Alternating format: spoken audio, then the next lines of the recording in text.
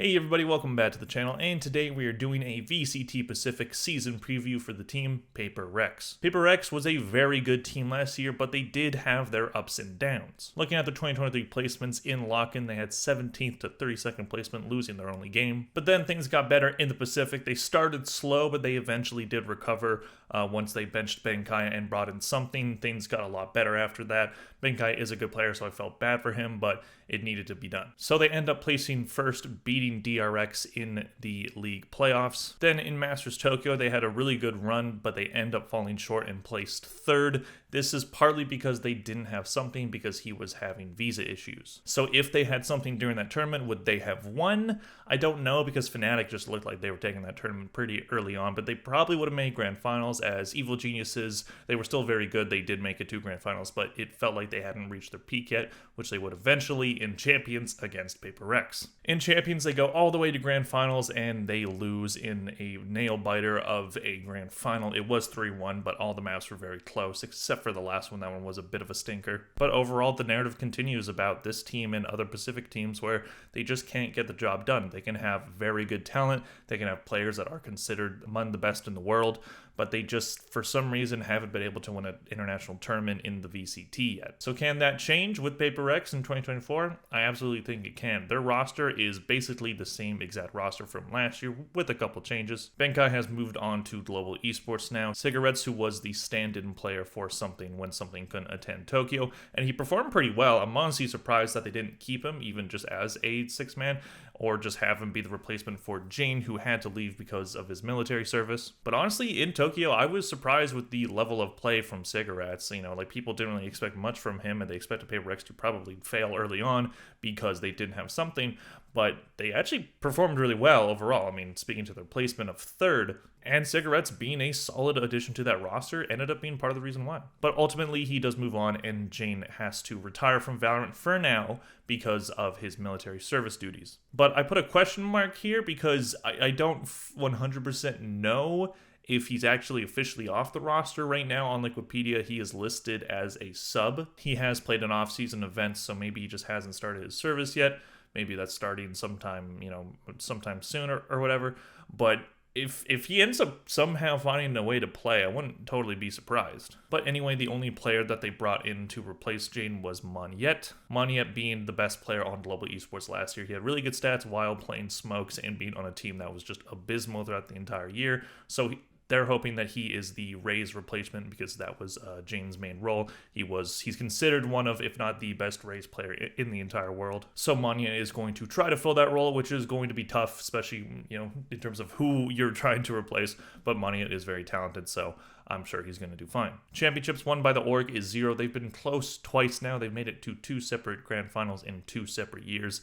They've been really good. They just haven't been able to get over the finish line. In terms of their 2023 MVP, I chose Forsaken for this. Forsaken is known around the VCT as one of the best players in the entire world. He's on a lot of lists that I've seen being top 5. He can play a lot of different roles, and he can be effective on pretty much all of them. Looking at his 2023 stats, he had 1,008 kills, 983 deaths, 386 assists for a KD ratio of 1.02. Honestly, that KD ratio seems pretty low for Forsaken, but at the same time, when you're playing so many different roles, obviously you're not going to be able to get as many kills on some of those roles as other ones, such as the duelist, so it doesn't totally surprise me. They're still very good numbers from a very talented player. On Wikipedia, he is listed as this team's IGL, but I don't really think that's his role. I'm pretty sure they just kind of all call, and they don't really have a set IGL. It's just like they just are able to communicate with each other very well, and it seems to be working for them. Moving on to Devi, he had 936 kills, 839 deaths, 550 assists for KD ratio of 1.11. He played Sky, Fade, Killjoy, and Viper, so Initiator / Sentinel / Smokes flex player. Moving on to Something, who was a mid-season addition and ended up being one of the biggest additions from the entire year from any team. He had 684 kills, 549 deaths,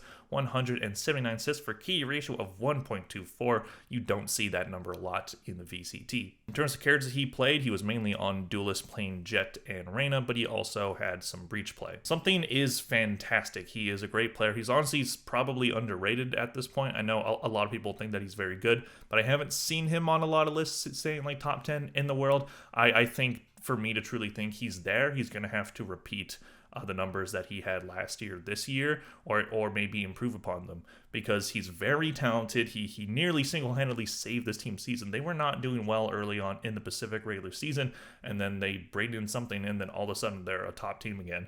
And he's very important to this team's success.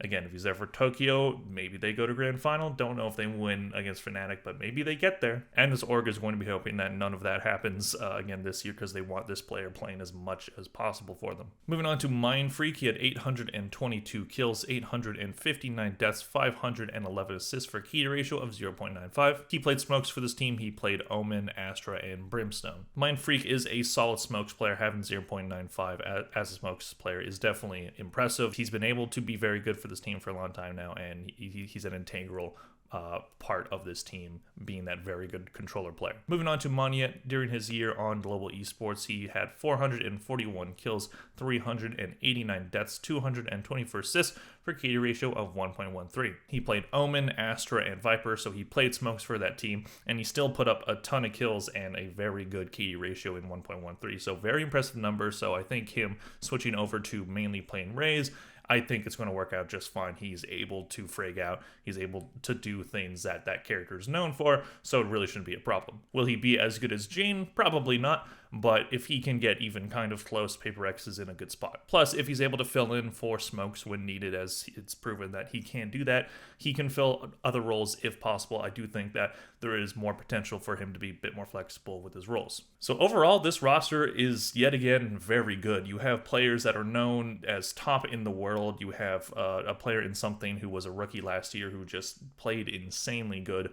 Monyet was very good on a team that was really bad. Forsaken, still one of the top players in the entire world. There's not a lot of bad things to say about this roster. This roster should win a tournament this year. It absolutely should. I don't think the loss of Jane is as detrimental as it potentially could have been, because they picked up a player in Monyet who is proven and is very good. And with their play style, with that W gaming play style as it's called, it's tended to work out for them. I mean, they switch roles a lot. They have players that aren't known for one thing, but are able to switch roles a lot. And it just works for them. And, you know, just looking at Forsaken's character list, like, how is this guy this good on this many different roles? It's absolutely insane to me. But it works for them, and hopefully it works for them even better, and they get that tournament win. I really want this team to win a tournament this year. Moving on to the maps for this team, they don't have a losing record on any single map, so choosing their worst maps is kind of doesn't really matter. I mean, they did lose one time on Icebox last year, but Icebox was taken out of the map pool pretty early on, so I didn't put that down. I didn't really feel like it was relevant. But anyway, for their best maps, Pearl, they had an 11-3 record on it. Attack was 62%, defense was 49%.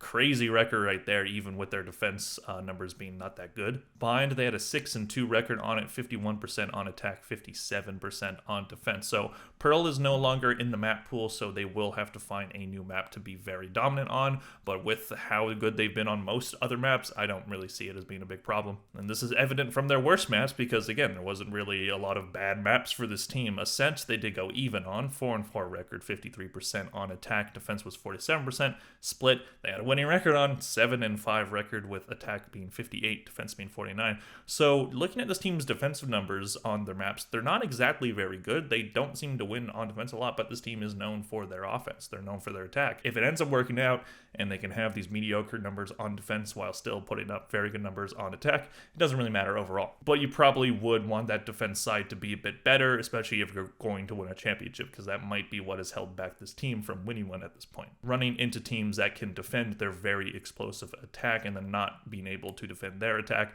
that's probably what has shot this team in the foot multiple times now. So overall, is this roster remaining a contender? I think absolutely. They have the same roster as last year, just with an addition of a player that is very good. They do lose Jane, who is really good, but hey, maybe Jane comes back during the season. I kind of doubt that's going to happen because of, you know, the whole law with him having to do military service. But even so, his replacement is a very good player, and Forsaken still going to be good. Devi, something, Mindfreak, all incredible players. So this team they have to win a tournament. If it doesn't happen in 2024, I don't know if it's ever going to happen. In my opinion, this team is now the new pre-2023 Fnatic, where they just can't get it done. They just can't win a tournament despite getting very close multiple times. But maybe for them, they end up being the 2023 Fnatic of this year, where they win multiple tournaments and finally get over the hump.